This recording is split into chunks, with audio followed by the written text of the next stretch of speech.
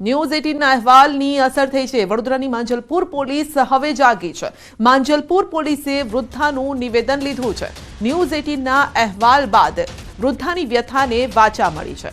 તો ફરિયાદ માટે વૃદ્ધા કલાકો સુધી મદદની આશાએ બેસી રહ્યા હતા। વૃદ્ધાની પોલીસે વ્યથા પણ નહોતી સાંભળી। વડોદરાના માંજલપુર પોલીસ સ્ટેશને વ્યથા કહેવા ગયેલા એક વૃદ્ધાને કડવો અનુભવ થયો છે। કલાકો સુધી મદદની આશાએ બેસેલી વૃદ્ધાને મદદ ન મળતા વિલા મોઢે પાછા ફરવું પડ્યું છે। તો વૃદ્ધ મહિલાને કલાકો સુધી બેસાડી રાખ્યા બાદ પોલીસે વ્યથાનો સાંભળી અને વૃદ્ધ મહિલાની આંખોમાં આંસુ છતાં પોલીસ બની હતી નિષ્ઠુર। પુત્ર અને પુત્રવધુએ માર માર્યાની ફરિયાદ લઈ વૃદ્ધા પહોંચ્યા હતા પોલીસ સ્ટેશન। ઇજાગ્રસ્ત વૃદ્ધ મહિલાની પોલીસને દયા પણ નહોતી આવી।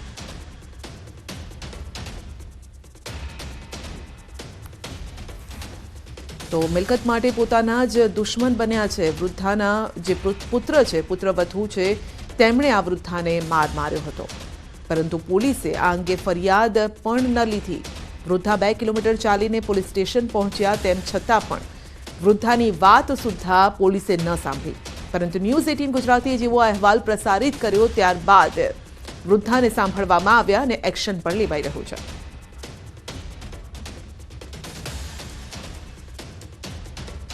તરફ રાજ્યમાં વૃદ્ધોનું સન્માન કરવું અને વૃદ્ધોની ગરિમા જાળવવી તેવી સુફિયાની વાતો કરવામાં આવે છે, ત્યારે સંસ્કારી નગરીમાં જે ગરિમા છે તેને કલંક લગાવતી ઘટના જે છે તે સામે આવી છે।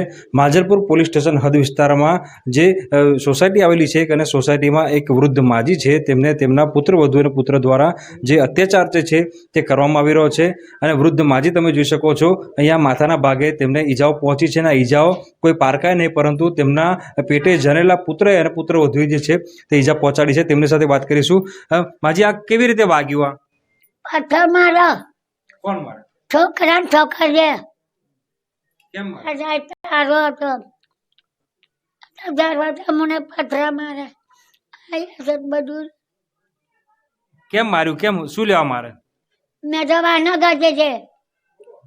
મેં કીધું મારા સંડાસ મેં જાઉં પાણી જશે, સંડાસ તો ઘર નાખે પેપા મેં બોલતી છે સંડાસ મેં નહીં જવા દેતો, નહીં ખાવા દેતો, પથરામાં ભાઈ। એટલે કેમ મારે છે? એમને શું જોઈએ છે? એને ઘરો દવા અને એને ફરંડી છે ફાવતો નહીં। આ રસ્તો ઘર જોઈ તો ખાડા ખાડા, એને ફરવાનું ફાવતું નહીં। એટલે હું ઘેરની ઘર, એટલે એને કોઈ આવે લોકો ઘરમાં ઘર તો નહીં ફાવતું। આ છે બીજું કઈ નહીં। બરાબર। હવે આગળ જે દરવાજો તૂટી ગયો, કોને તોડ્યો દરવાજો? એ હવે છોકરીએ ટોડકાયો। તો રોજે રોજ મારે તમને? રોજ રોજ નહીં, અઠવાડિયા 15 દાડે બરાબરની ઝઘડો કરે, મારવા આવે। 2 દાડા સારો રાખશે, અઠવાડિયે સારો રાખશે, ત્યાં દવાખાને જબરજસ્તી લઈ જાય અને જ્યાં લાઈનમાં જવા બરબાદ કરતી દવાખાને જવાય લઈ જઈ કરી ગોળીઓ હલાવી। કાલે પોલીસ સ્ટેશન ગયા હતા, પછી પોલીસે શું કીધું? આયા નહીં, આયા હતા માઈ ગયા। આવડે આયા? હા, બરાબર। રખડ ગયા બધું। તો તમારે શું કરવું છે હવે? છોકરાને બહુનું શું કરવું છે? ખાલી કરવાનું, ખાલી મારે એને કશું કરવું નહીં। આ મારી દયાળી વટાઈ છે, એનો છોકરા છે એને તે જીવે અને ખાય, બરાબર ને? મેં કોનું બુરું ટાકતી નહીં। મેં મારું પેટ કરું, પેટ પીવે એટલે પેટ હોય બરાબર। આપણે જેને બધા પીધેલો આવું મન કરજે। કેટલી હદે ત્રાસ વધી ગયો છે? સહન થાય છે ત્રાસ? આટલી હદે ત્રાસ આપે છે? એને બહુ ત્રાસ આપ્યો છે। ગુજરાત નહીં છોડે, બોલાતું નહીં, હાથ નહીં। બિલકુલથી તો આ માજી તમે જોઈ શકો છો કઈ હદે ત્રાસ આપવામાં આવી રહ્યો છે પુત્ર અને પુત્રવધુ દ્વારા। તેમની આંખો છે, આંખોમાં આંસુ તમે જોઈ શકો છો।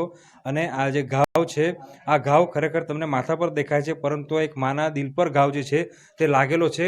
અને બીજી વાત કરીએ, તારનો રેવાય આવ્યો છે, તારનો અમે દુઃખી છે। મેં દયા ખાઈને ઘર આવ્યું, આ મારો છોકરો રડ્યો, મરઘર નહીં આવ્યું એને મગર નહીં આવવું એને તો બેટા આપણો ભાઈ છે આપણું પ્રેમ છે પટાઈ મેં ઘર આવ્યું 4 દાડા હારો રાખ્યો અને પછી મને ઝઘડા કરવા મળી લાઇટ બિલ ના હાલે 6 વર્ષના ઘર વેરા બાકી મારા છોકરા લાઇટ બિલ ભર દે પછી પૈસા માગે ત્યાં મારા છોકરા મારે મારા છોકરા લાઇટ બંધ કરી દેતા ત્યાં પોલીસ સ્ટેશન કરે હવે કમ નહીં કરતી બિલકુલ દીતા એમના પતિની તસવીર જે છે જોઈ શકાય છે આમનું નિધન થયું ત્યારબાદથી જ જે પુત્ર છે તેમના દ્વારા જે માતા છે તેને ત્રાસ આપવામાં આવી રહ્યો છે એક દીકરો હતો તેનું પણ મૃત્યુ થઈ ગયું ઉલ્લેખનીય બાબત છે કે પુત્ર અને પુત્રવધુ જે છે પોતાની માને આ હદે ત્રાસ આપી રહ્યા છે પરંતુ માએ માં કહેવાય આજે પણ આ વૃદ્ધા આટલો માર ખાધા પછી દુઃખ સહન કર્યા પછી કહી રહ્યા છે કે તેમના પુત્રને કોઈ જાતની સજા નથી અપાવી પરંતુ જે મિલકત પાછળ તે પડી ગયો છે તે મિલકતમાંથી તેને બરતરફ કરવો છે અને હવે વાત કરીએ તો વૃદ્ધા અત્યારે ઘરમાં એકલા છે અને તેમના પર ઈજા પહોંચાડ્યા બાદ પુત્ર અને પુત્રવધુ ફરાર થઈ ગયા છે ત્યારે પોલીસ અને તંત્ર જે છે તે આ વૃદ્ધાને કઈ રીતે ન્યાય અપાવે છે તે જોવું રહ્યું. હાર્દિક દીક્ષિત, ન્યૂઝ 18 ગુજરાતી, વડોદરા. સાબરકાંઠામાં કરોડોના કૌભાંડી ભૂપેન્દ્રસિંહ ઝાલાના સમર્થનમાં યોજાયું સંમેલન. ભૂપેન્દ્રસિંહ ઝાલાના ગામ ઝાલાનગર ખાતે આ સંમેલન યોજવામાં આવ્યું. તો ઝાલાનગરમાં સમર્થકો જોવા મળી રહ્યા છે. સ્ટેજ પરથી ખુલ્લો પડકાર પણ ફેંકવામાં આવ્યો. ભૂપેન્દ્રસિંહ ઝાલાને વરઘોડા સાથે બહાર લાવીશું, સાબરમતી જેલમાં બંધ ભૂપેન્દ્રસિંહ ઝાલાને વટથી બહાર લાવીશું તેવા નારા લગાવાયા. ભૂપેન્દ્રસિંહ ઝાલાના વતન ખાતે સંમેલનને લઈ પોલીસ તંત્ર પણ અજાણ હતું. સાબરકાંઠા અરવલ્લી જિલ્લામાં ભૂપેન્દ્રસિંહ ઝાલાના સમર્થનમાં તોતિંગ બોર્ડ પણ લાગ્યા અને ત્યારબાદ આ સંમેલન યોજાયું. જિલ્લાના અનેક સ્થળો પર આ રીતે બોર્ડ લગાવવામાં આવ્યા હતા તેમના સપોર્ટમાં અને ભૂપેન્દ્રસિંહ ઝાલાને વાજતે ગાજતે બહાર લાવવા